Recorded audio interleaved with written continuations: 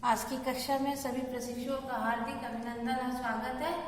जैसे कि पिछली कक्षा में मैंने आपको बताया था कि असेसमेंट फॉर लर्निंग क्या होता है। आज हम देखेंगे कि असेसमेंट ऑफ लर्निंग तथा असेसमेंट एज लर्निंग क्या होता है। आइए नजर डालते हैं और समझने का प्रयास भी करते हैं। आज का हमारा टॉपिक है असेसमेंट और हमारा सब टॉपिक क्या हो जाएगा, असेसमेंट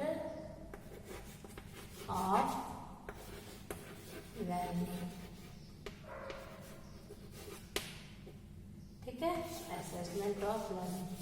तो असेसमेंट ऑफ लर्निंग है क्या, अर्थात अधिगम का आकलन। बच्चों के अधिगम का आकलन कैसे किया जाए, इसमें किन बातों का ध्यान रखा जाता है। सबसे पहले असेसमेंट ऑफ लर्निंग में अंक और ग्रेड प्रदान किए जाते हैं। विभिन्न विद्यार्थियों की तुलना एक दूसरे के साथ की जाती है और अभिभावकों को उनके बच्चों की उपलब्धि के विषय में जानकारी प्राप्त की जाती है। साथ ही असेसमेंट ऑफ लर्निंग में कोई इकाई जब समाप्त होता है, कोई पाठ जब समाप्त होता है, तभी बच्चों का आकलन टीचर करती है। तो ये 4 की पॉइंट्स हैं। आइए इस पर हम नजर डालते हैं। चलिए, असेसमेंट ऑफ लर्निंग में क्या होता है। सबसे पहले तो इसमें मार्क्स और ग्रेड का महत्व रहता है। मार्क्स एंड ग्रेड, आप मार्क्स भी दे सकते हैं और ग्रेड भी दे सकते हैं। फिर क्या होता है, बच्चों की तुलना की जाती है, कंपैरिजन।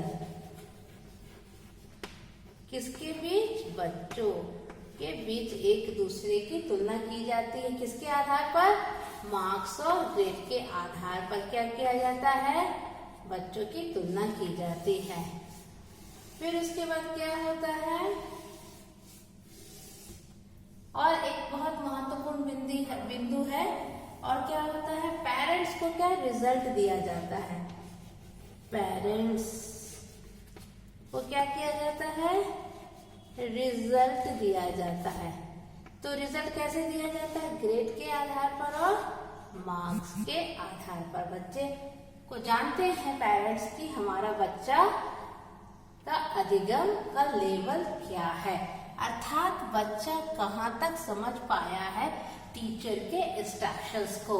तो मार्क्स और ग्रेड देख करके ही पेरेंट्स जान जाते हैं कि उनके बच्चे का क्या है, लर्निंग कितना है, यानी बच्चे ने कितना सीखा है। ठीक है, और एक महत्वपूर्ण बात है इसमें और क्या होता है,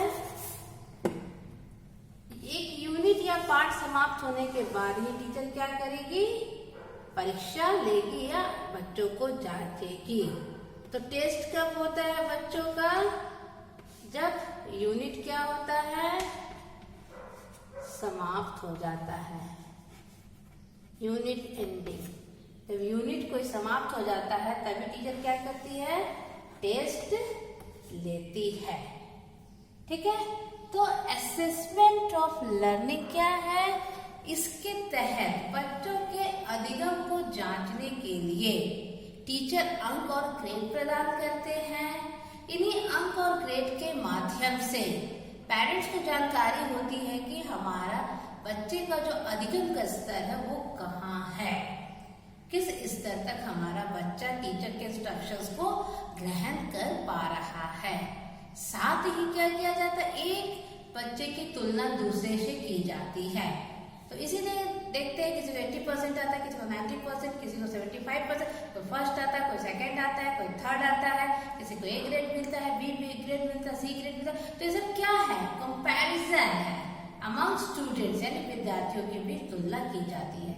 तो इस प्रकार कह सकते हैं कि असेसमेंट ऑफ लर्निंग के तहत क्या किया जाता है, बच्चों की तुलना करके, अंक और ग्रेड के आधार पर तुलना करके बच्चों के अधिगम को जांचा जाता है। ठीक है, चलिए अब हम असेसमेंट एज लर्निंग देख लेते हैं कि उसमें क्या कहा जाता है। की पॉइंट्स लिखाऊंगी मैं, आप सब ध्यान दीजिएगा। असेसमेंट एज लर्निंग अर्थात क्या हो गया, आकलन सीखने के रूप में। तो इसका की पॉइंट्स क्या हो जाता है? सबसे पहले इसमें क्या होता है? Goal setting. किसके द्वारा? टीचर के द्वारा गोल सेट किया जाता है कि कैसे बच्चों को सिखाना है। उसके बाद क्या होता है? Progress monitoring. प्रोग्रेस मॉनिटरिंग यानी बच्चों की प्रगति पर नजर रखी जाती है। और क्या फिर लास्ट में होता है? रिजल्ट। रिजल्ट पब्लिश या पब्लिकेशन पब्लिश। फिर अंत में क्या किया जाता है? रिजल्ट निकाला जाता है। यानी टीचर पहले क्या करती है? गोल सेट करती है कि बच्चे को कैसे सिखाना है, कैसे अपना इंस्ट्रक्शन देना है, कौन सा टीचिंग एड्स यूज करना है ताकि बच्चे बेहतर सीख सके। और उसके बाद इंस्ट्रक्शन देने के बाद समय समय पर बच्चों के व्यवहार को, उनके अधिगम स्तर को टीचर बहुत ही अच्छे तरीके से मॉनिटर करते हैं और अंत में फिर क्या करते हैं? रिजल्ट को पब्लिश करते हैं, जिससे बच्चों के अधिगम स्तर के विषय में जानकारी प्राप्त होती है। तो हम क्या कह सकते हैं? इसको साफ करते हैं कि जो असेसमेंट एंड लर्निंग है वो किससे मिलके बना हुआ? इसमें क्या क्या है? कह सकते हैं कि इसमें असेसमेंट